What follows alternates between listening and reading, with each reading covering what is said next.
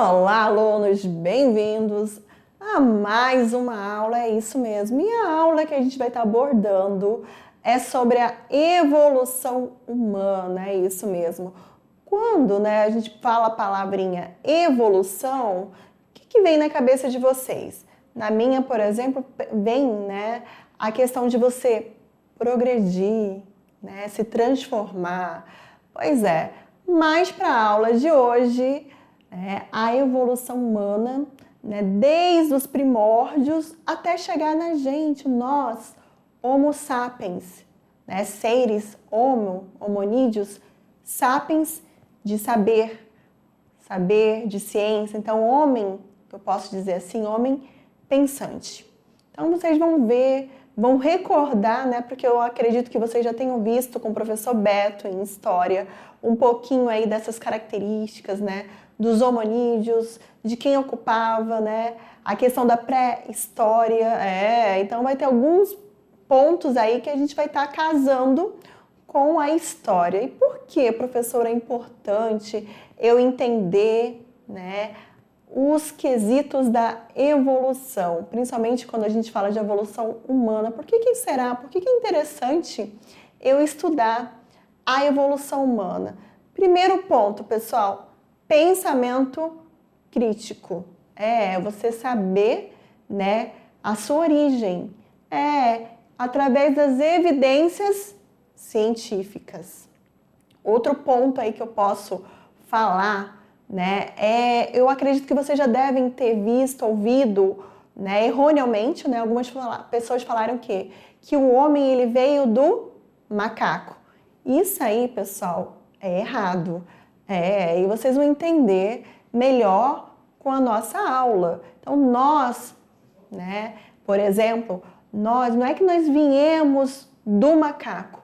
Nós e o macaco, nós temos, podemos dizer assim, um ancestral em comum. Então, a gente compartilha o quê? Características, o nosso DNA, alguns trechos do nosso DNA, nossos genes são, podemos dizer assim, são compartilhados com os macacos. Mas isso não quer dizer que a gente veio do macaco. É como se eu falasse que da minha avó eu tivesse me transformado na minha mãe e da minha mãe eu tivesse me transformado em mim. Então isso não existe isso na biologia. Nesse caso aí, pessoal, nós, até chegar ao Homo sapiens, nós tivemos várias linhagens de homonídeos, vários tipos de homonídeos, de espécies, para chegar hoje no que vocês conhecem de Homo sapiens. Nós, seres pensantes, seres que temos cultura, porque a gente tem, cada pessoa abraça aí uma cultura. Se você for vislumbrar aí, os países, você vai ver que cada país vai apresentar uma característica, uma cultura, uma tradição. Então, tudo isso está relacionado ao quê? O nosso saber. E eu posso já de antemão falar também ao quê? Ao nosso cérebro, ao nosso córtex pré-frontal, que comparado com outros homonídeos, que vocês vão ver aqui ao longo dessa aula, é muito o quê? Evoluído. Digamos assim, nós tivemos uma escala maior em evolução com relação aos outros ancestrais nossos. Então, meu diretor, corta agora para a telinha para a gente começar a nossa aula sobre evolução humana, isso mesmo. De cara aqui vocês já conseguem ver, Deixa eu ver se eu consigo aqui mostrar um homonídeo e aqui, a questão da caixa craniana dele. Isso, da caixa craniana, que é uma das evidências que a gente vai estar estudando nessa aula. E o ponto, principal aqui dessa aula, além da evolução humana, são as evidências da evolução, os fatos científicos, os fatos arqueológicos que levam a evidências da evolução. Os pré-australopitecos, os australopitecos, podemos dizer assim que são parentes nossos, o gênero Homo e também o homem moderno, onde nós nos encaixamos. É isso mesmo, onde a gente se encaixa, a gente pode, né, falar. E assim, pessoal, de antemão, estudar a evolução humana, gente, é fundamental. Principalmente para quê? Para a gente compreender, como eu falei de você, né? Como eu falei ainda há pouco, para a gente ter aquele pensamento crítico, para a gente compreender as nossas origens, as características biológicas que nós temos, né? Com relação, de repente, a caracteres em comparação a outros seres. E também, né, o nosso ponto em questão que nós temos aqui, que eu falei, né, que é a questão comportamental, que vem com a questão da cultura, da tradição que a gente carrega, adaptações, né, ao longo dessa escala. É isso aí, gente. E assim, o entendimento, né, que a evolução, gente, ela é um alicerce da biologia moderna e assim, gente, ela vai fornecer contextos históricos e muito importantes para a gente entender essas evidências evolutivas. E aqui, né, de antemão aqui, uma imagem mostrando, né, desde os nossos ancestrais até chegar ao homem moderno. E é tão moderno aqui, pessoal, olha aqui, ó, ele já com o tablet na mão. Percebam aí, né, essa modernidade aí, já desde os primórdios, do homem aqui, né, com as primeiras ferramentas, habilidades, criando as primeiras habilidades. Você percebe só por essa imagem a questão da postura, né, a locomoção que é diferente. Vocês percebem aqui quando a gente compara, né, essa primeira imagem aqui com a nossa última imagem, a questão da postura bípede, ela é bastante interessante vocês já analisarem nessa imagem. A questão aqui dos pelos no corpo, né, se você observar, né, ao longo, né, da evolução, digamos assim, milhares e milhares de anos, perdeu-se, né, essa questão dessa pelagem, né, vocês vão perceber característica. Um outro ponto aqui com relação à caixa craniana, a caixa craniana, onde a gente engloba o quê? A caixa craniana? O encéfalo, né, no encéfalo a gente tem o quê? O cérebro humano. E assim, se você observar, tem uma grande diferença com relação, né, ao homem moderno, né? E isso aí mostra o quê? Uma vantagem, uma evidência, uma evidência, né, uma evidência evolucionista mesmo, como de antemão. Aqui você começa a reparar aqui na questão dos artefatos que eles usavam para caçar. Os homens, eles eram predadores, né? Eles tinham que ir à caça para se alimentar. Então a gente tem essa questão evidente que você consegue compreender ao longo, né, desse nosso estudo. E assim, gente, os humanos, né, são provavelmente a espécie mais curiosa que existiu, né? É tão curioso que olha onde nós estamos, olha onde nós chegamos. O conhecimento, né? Esse conhecimento que ele é levado de geração para outra geração. Isso aí, né, é um ponto em questão que só os humanos têm, digamos assim, né? Nossa vantagem evolutiva. E assim, pessoal, como eu falei para vocês, né, temos cérebros muito maiores, tá? Isso aqui é mais uma evidência. Então, temos cérebros muito maiores que os outros animais, que nos permitem o quê? Construir utensílios, por exemplo. Quando a gente fala de utensílios, vocês vão ver que tem muitos grupos de hominídeos que, de fato, por ter um cérebro mais desenvolvido, já conseguiram o quê, professora? Já conseguiram criar utensílios domésticos, né? Utensílios que ajudavam em caça, utensílios que ajudavam, né, no processo da preparação de alimentos. Já conseguiam, por exemplo, ter a capacidade de repente, matar um animal, se alimentar e, através daquela pelagem do animal, produzir o quê? Suas vestimentas.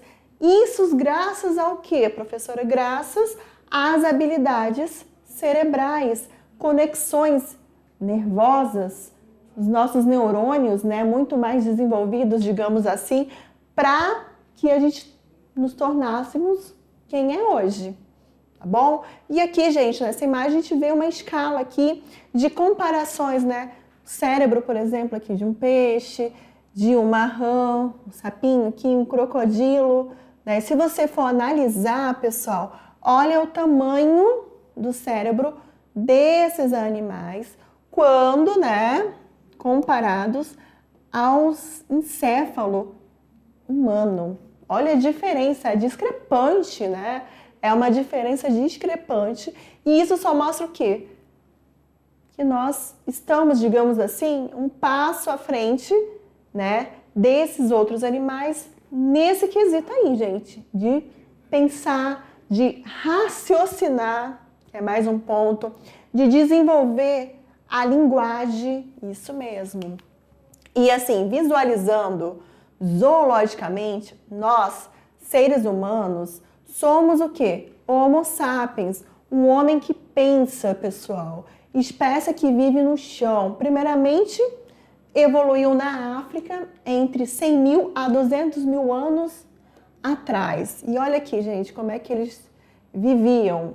Lembrando que a gente está falando da pré-história, pessoal. Olha como é que era, né?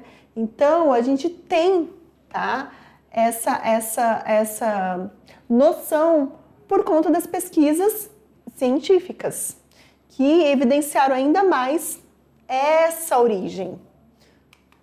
E de acordo com diversas pesquisas científicas, o aparecimento dos primeiros ancestrais, aí vem, pessoal, ancestrais seriam o quê? Os nossos parentes lá longe. Então, os primeiros ancestrais do homem surgiu há cerca de 3,5 ou 4 milhões de anos atrás. E aí a gente tem o Australopiteco, homonídeo, né? Os australopitecos, olha aqui a imagem dele. Aqui você consegue associar melhor a questão dos pelos, né? Era um homem cheio de pelos, não tinha a linguagem como a nossa, né? Se comunicava muitas vezes por gestos. E assim, a questão, pessoal, aqui, mais uma vez aqui enfatizando, a questão da caixa craniana, né? Olha aqui o tamanho, era mais afundado quando comparado à nossa caixa craniana, né? E os primeiros hominídeos pertenciam ao gênero Australopithecus, tá? E se diferenciavam dos demais primatas. Que diferença era essa, professora? A postura ereta. Nós andamos o quê? Ereto. Locomoção bípede. A locomoção que com as duas pernas e uma arcada mais próxima da atual espécie humana. Quando ele fala da arcada, ele está falando da arcada dentária, dentes, né, fortes, maxilar forte, mandíbula forte, para quê? Para mastigação. Então, tudo isso aqui são evidências.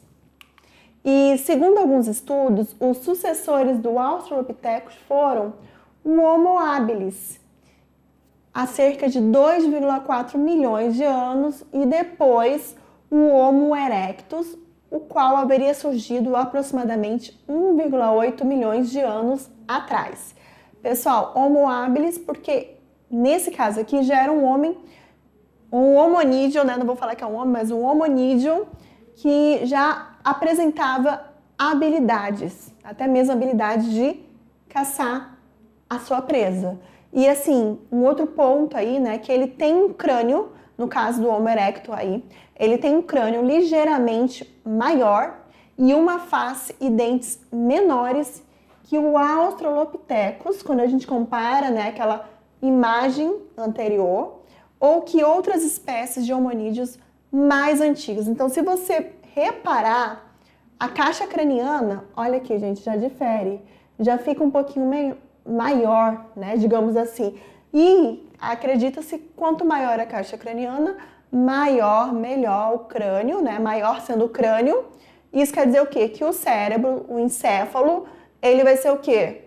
Mais desenvolvido. E ele sendo mais desenvolvido, essa espécie de homonídeo, ela vai ser o quê? evolutivamente mais evoluída que a espécie anterior, tá bom? O Homo erectus tem a ver, pessoal, com a questão da postura ereto, como a gente anda, né?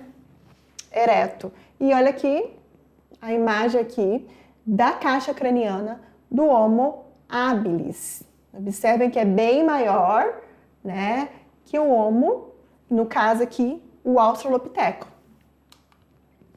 Esta espécie, juntamente com o Homo rudolfensis, é um dos primeiros membros do gênero Homo.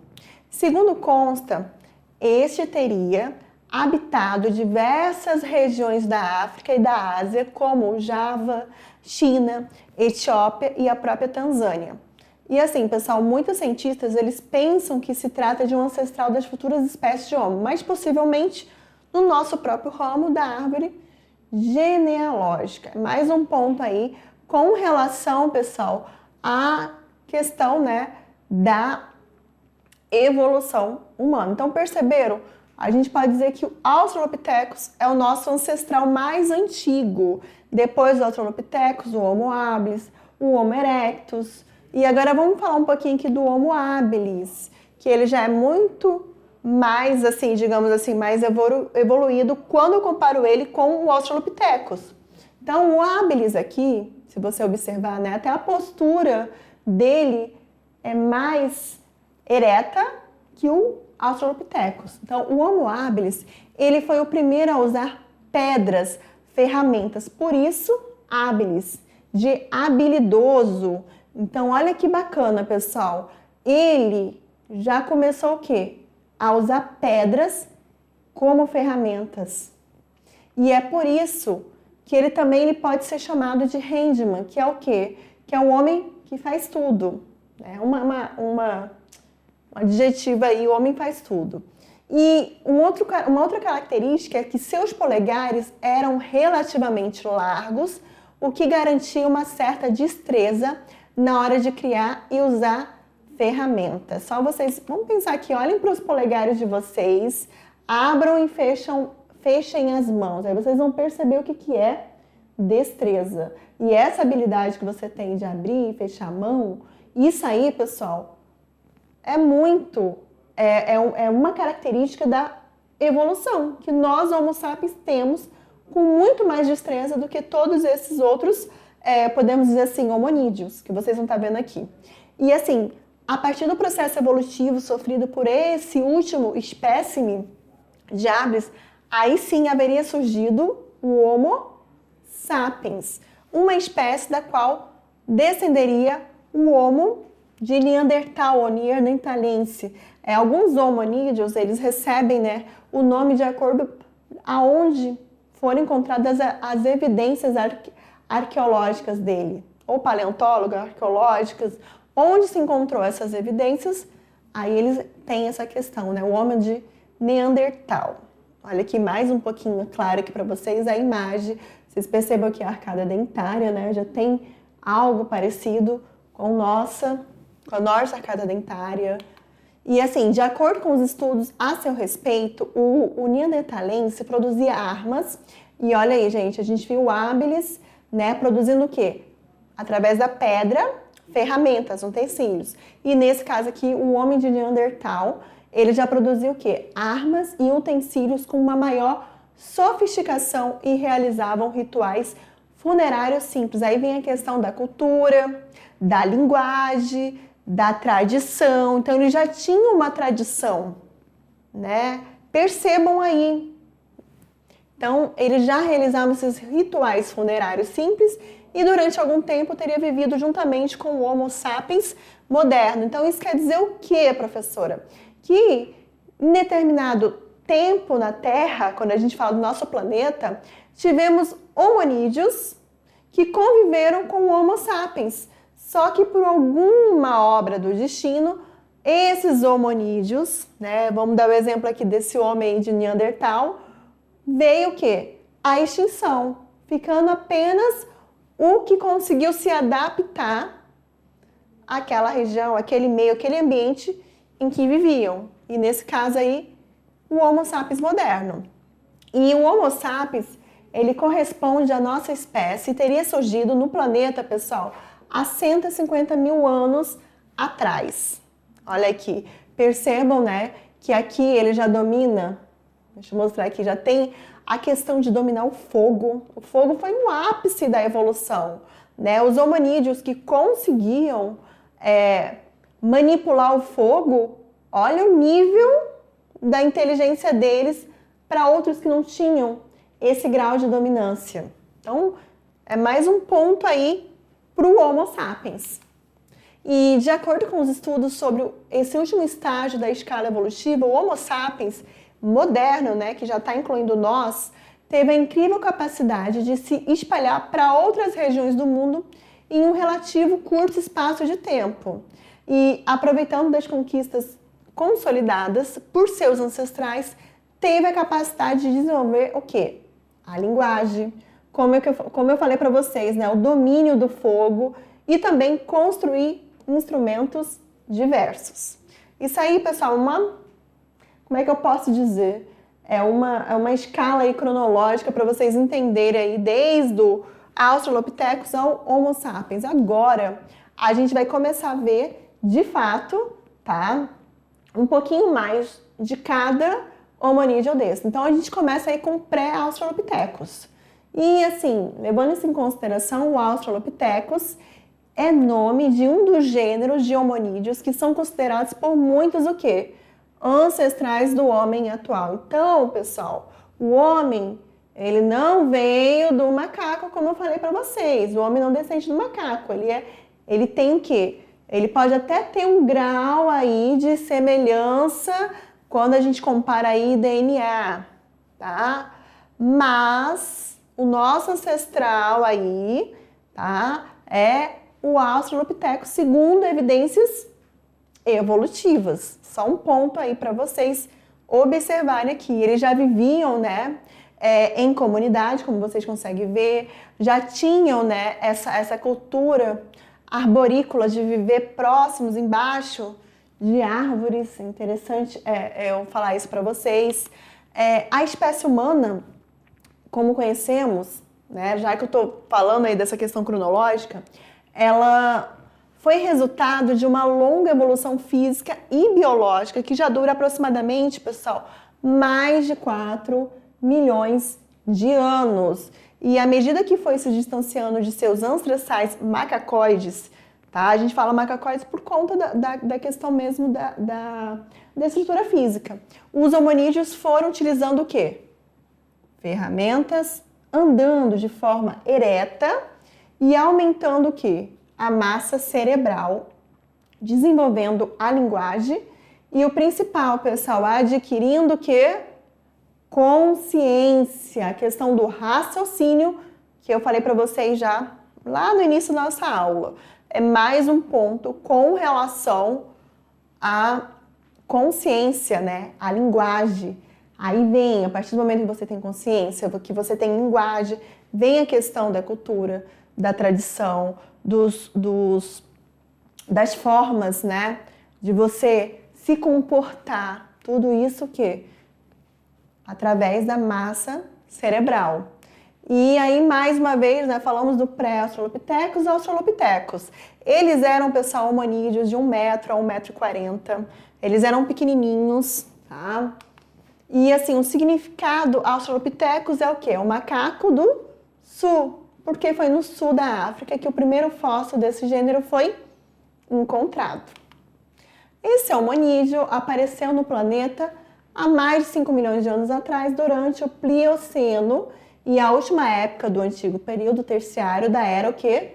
Cenozoica. Mais um ponto aí, né? Mostrando a questão da onde eles apareceram, por que receberam esse nome, característica, você consegue ver, né? Característica, eles eram pequenininhos, mais robustos, corpo cheio de pelo, caixa craniana bem ralinha, digamos assim, pequenininha. Então, tudo isso, né, é interessante falar para a gente estar comparando com o homem moderno. E assim, esse gênero de hominídeo, que já foi extinto, ele se dividia também em diversas espécies. Dentro, né, desses hominídeos, dos Australopithecus, eu tenho várias espécies. o Australopithecus africanus, amanensis, Bargegasali, olha o nome, afarensis, etiópicos, robustos, bose e o garrin, tá? São gêneros, né, que se dividiam em vários tipos de espécies dentro desse grupo aí. Mais um ponto aí para vocês. E todos com o nome fazendo o quê? Algum tipo de referência ao local onde eles foram encontrados. Esses hominídeos se distribuíam geograficamente pela parte oriental da África do Norte, da Etiópia e também a África do Sul. E assim, os representantes da espécie, eles mediam cerca, como eu falei para vocês, né, de 1 metro de altura até 1,40 m no máximo. E eles pesavam de 30 a 40 quilos. E seu cérebro era mais ou menos do tamanho do cérebro de um chimpanzé, por isso que eles não desenvolveram as habilidades, tantas habilidades, não tinham não desenvolveram habilidades, a questão da linguagem, comportamental, tudo isso ficou uma coisa mais limitada por conta, né, do seu cérebro. E a maior parte das espécies de Australopithecus conhecidas tinham um cérebro bem menor que a do Homo sapiens, outro gênero de hominídeo. Nós, né? Em alguns casos, essa diferença chegava até 35% do seu volume, tá? E a cavidade cerebral deles também era um pouco elevada e observe aqui, muito estreita na região frontal. Isso quer dizer o quê? Que o córtex, essa região frontal que fica a sua testa, era muito estreitinho. O córtex pré-frontal, onde fica, né, alojado aí o nosso encéfalo.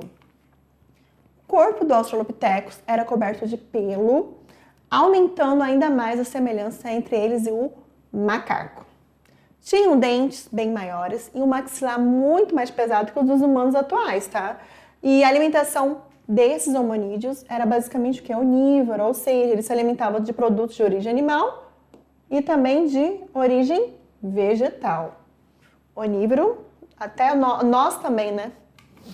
O Australopithecus andava o quê? Ereto, era uma característica desse grupo que chegou, né, nós também, né, chegou a nós.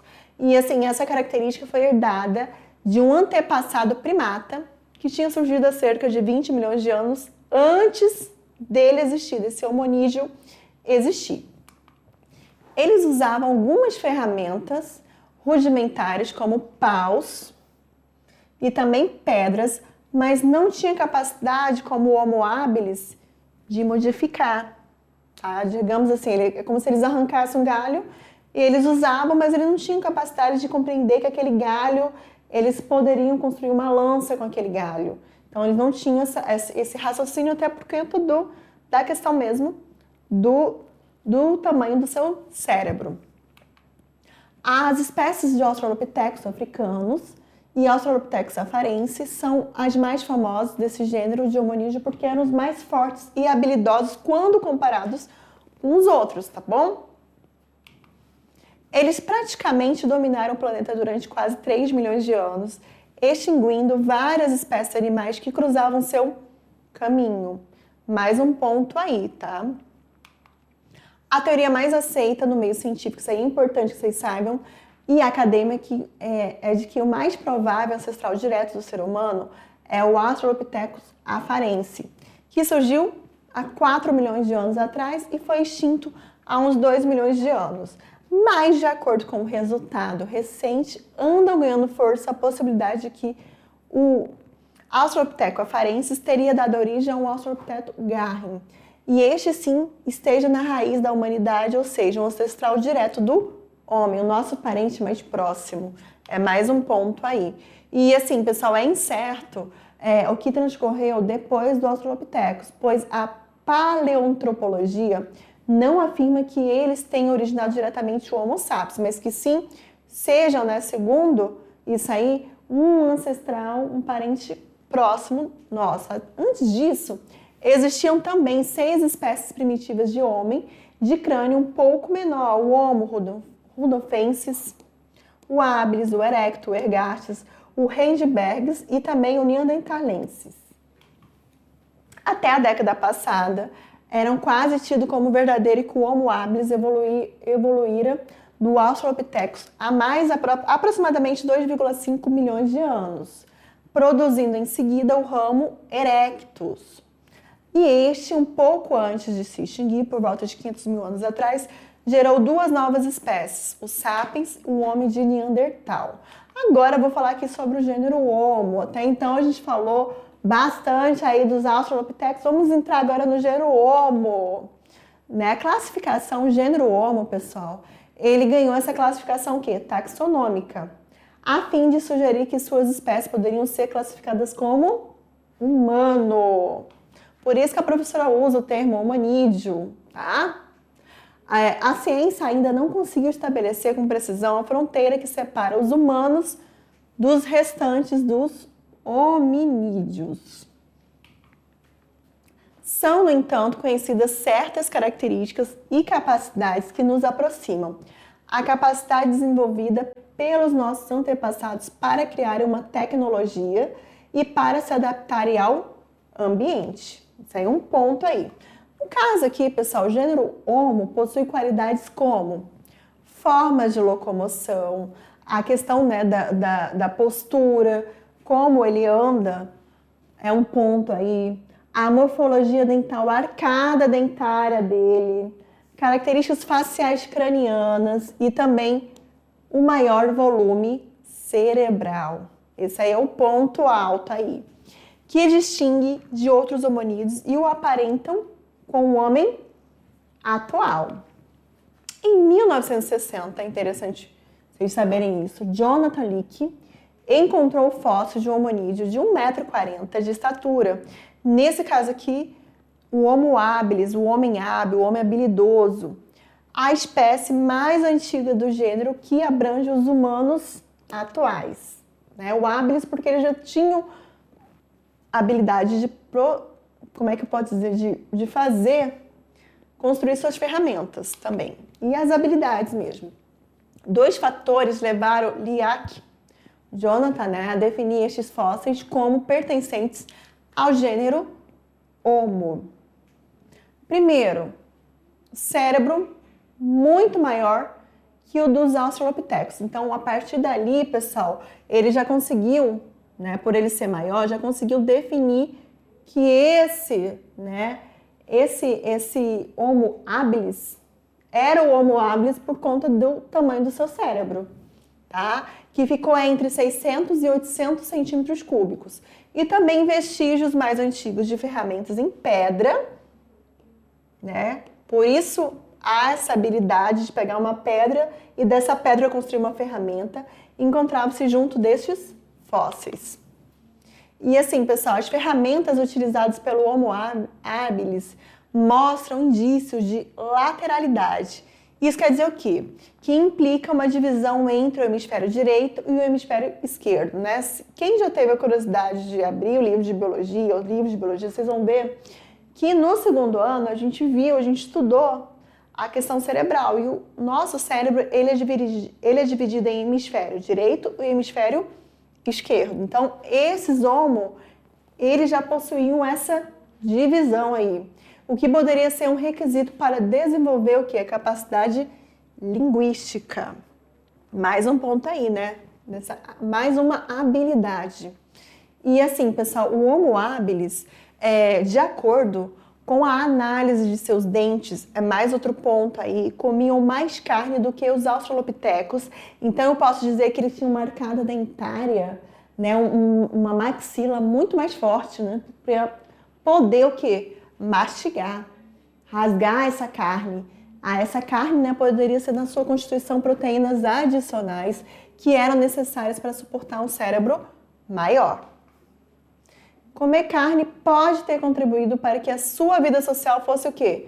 Até mais complexa, já que é possível que os machos dominantes, que guardavam para si uma porção maior da peça, as utilizassem como moeda de troca para negociar possíveis favores sexuais de poder ou materiais. E isso, gente, assim, inconscientemente acaba chegando também, né, aos dias atuais, né? Muitas vezes a mulher, ela escolhe, por exemplo, seu parceiro por essa questão, né, de material, digamos assim, financeira. Ela vai olhar, olha, com ele, se eu ficar com ele, eu vou ter um futuro melhor. Isso aí inconscientemente já vem, ó, desde os hominídeos. Gente. Então essa questão é um requisito assim de galanteio de um homem para conquistar, digamos assim, uma mulher. E hoje não foge muito à risca, não. Não vai ser uma porção de carne, né? Mas de repente a conta bancária gente, aí olha como é que é a evolução. Meu diretor volta agora para a telinha, para a gente continuar aqui. E pensa-se que o Homo habilis não eram caçadores, mas sim necrófagos, ou seja, se alimentavam de restos deixados por outras espécies, como grandes felinos ou abutres. Ser capaz de se adaptar a diferentes meios, em vez de ficar preso a um único meio específico, coloca essa espécie acima das regras que regem a vida e o destino dos restantes habitantes da Terra. E assim, os registros fósseis e arqueológicos têm complicado a interpretação sobre a origem e evolução precoce do gênero Homo. Um artigo publicado por Anderson Knox destaca 3 pontos importantes para elucidar a origem da nossa espécie.